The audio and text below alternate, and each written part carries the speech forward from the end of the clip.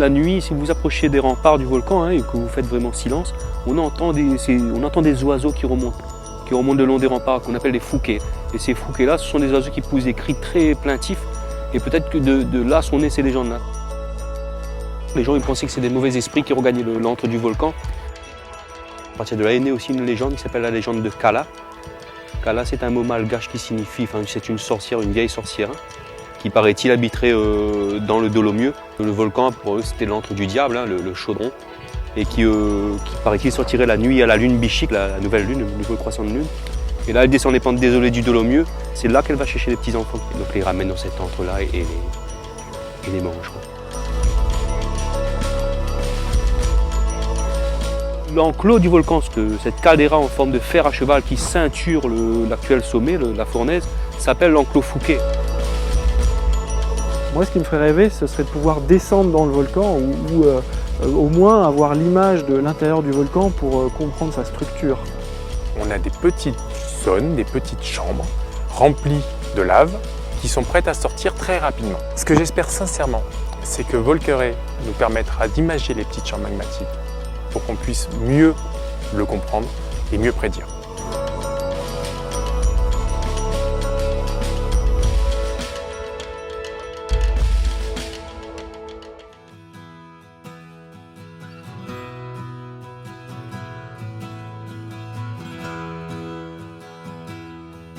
Nous sommes ici à l'Observatoire volcanologique du Piton de la Fournaise, à Bourg-Murat, à 17 km du sommet du Piton de la Fournaise. C'est un observatoire qui a pour rôle premier de faire la surveillance du volcan, le Piton de la Fournaise, en lien avec la protection civile. Je suis Florent Bringuier, coordinateur scientifique de la campagne Volcaré. Je suis aussi chercheur à l'Institut des sciences de la Terre à Grenoble. Volcaré, ça vient de l'anglais, volcano, volcan, arrêt, réseau. Donc c'est déployer des réseaux denses de capteurs de nouvelle génération sur un volcan pour mieux ausculter le volcan, pour comprendre son fonctionnement interne. Je suis arrivé il y a 2 jours à La Réunion. J'ai retrouvé l'ensemble de l'équipe qui a déchargé les 2 tonnes de matériel. Donc c'est un stress énorme de savoir si tout le matériel sera là, tout le matériel va fonctionner.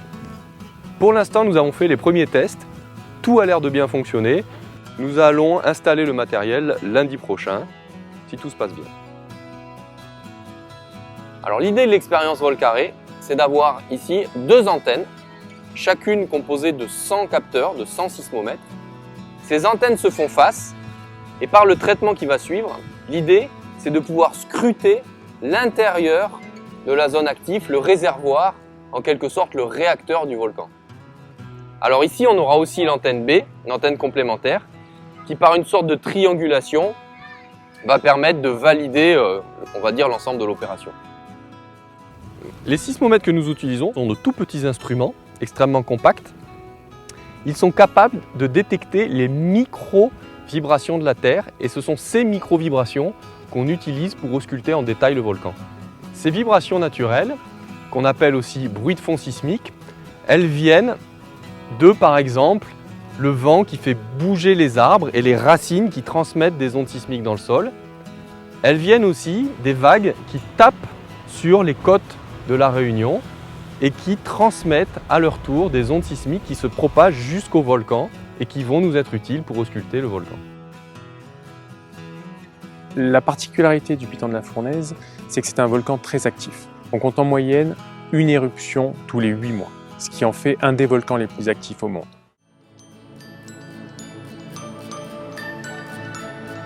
La coulée 2007, nous on était là et la coulée pendant 1 mois on va dire.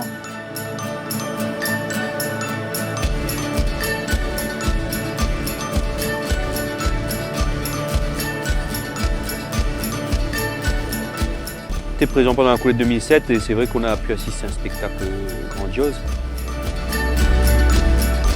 Une faille qui s'ouvre quand même à 500 mètres d'altitude et à peu près à 2 km à vol d'oiseau des habitations. On a été vraiment impressionnés par l'ampleur des fontaines de lave, des fontaines montées à plus de 200 mètres de haut. Et des innombrables fleuves de lave qui descendaient à l'océan, c'était quand même assez impressionnant.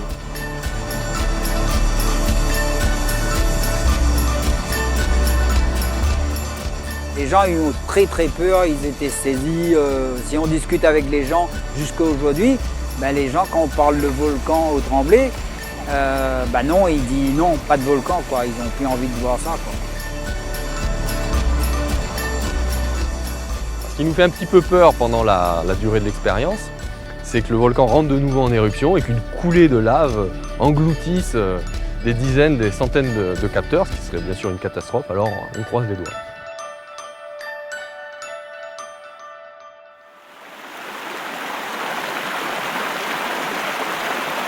L'île de la Réunion, elle est située sous les tropiques, et donc il y a les alizés qui soufflent, cet air chaud, souvent humide, qui vient de la mer, qui en remontant le long des montagnes du volcan, va se condenser pour former des nuages. Ces nuages, ils vont être à l'origine de pluies tropicales, et ce qui fait un peu la richesse de l'île, puisqu'on voit des superbes rivières, des canyons extraordinaires. Mais ces alizés, ils vont faire aussi que sur le volcan, la météo peut changer très vite, et ça peut être une sacrée difficulté pour l'expérience.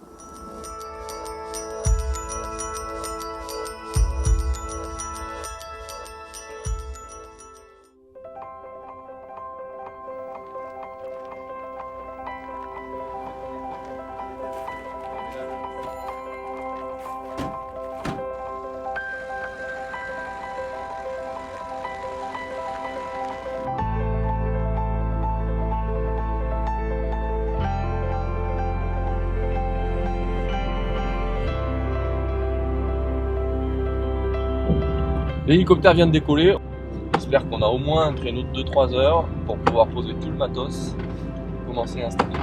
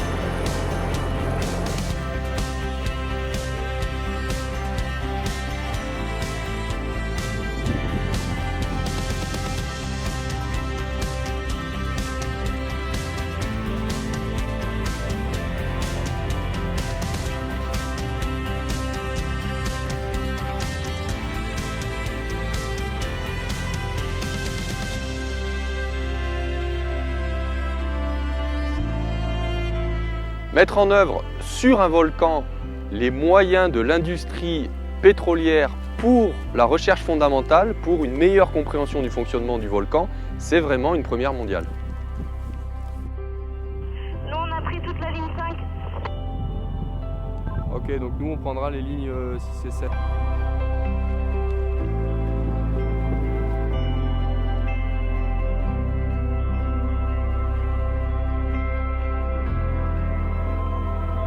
Donc aujourd'hui, grosse journée.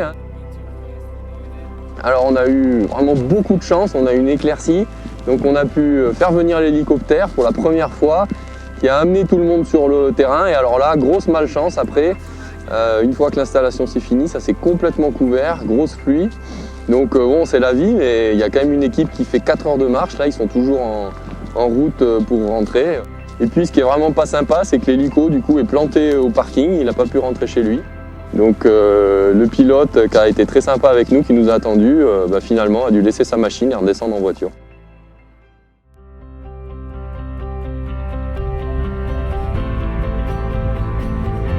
Et bravo! Wouh!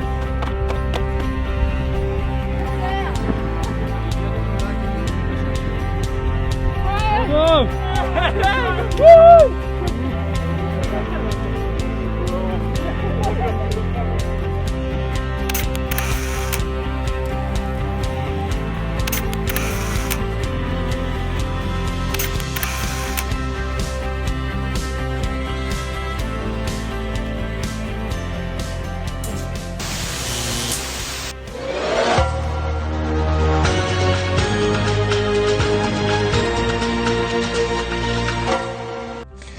C'est un véritable travail de fourmi qui attend les scientifiques du volcan. Il y a un mois, ils posaient des balises aux 4 coins du piton de la fournaise. Eh bien, tous ces capteurs ont été récupérés, reste désormais à interpréter les données.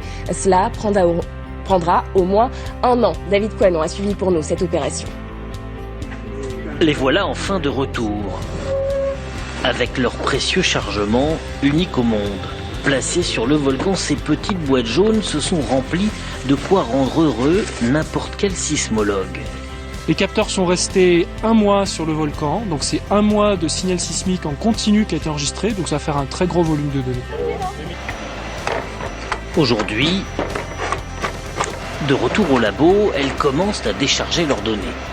Là, sur cet écran-là, on a les toutes premières données, et on peut voir par exemple qu'il y a eu à la mi-juillet un tout petit séisme sur le volcan, et tout le reste des enregistrements, c'est les vibrations du volcan. C'est des données qui sont merveilleuses, c'est vraiment extraordinaire de voir ça aussi vite. Il faudra plus d'1 année pour analyser les gigantesques quantités de données accumulées. En interprétant toutes les vibrations enregistrées, les chercheurs vont pouvoir dresser la carte la plus précise au monde d'un sous-sol volcanique. Un des défis absolument majeurs qu'on doit réaliser dans cette expérience, c'était essayer de faire l'image de la structure du volcan et notamment essayer d'identifier les petites poches de magma qui seraient susceptibles de rester dans le volcan et de ne pas être encore sorties.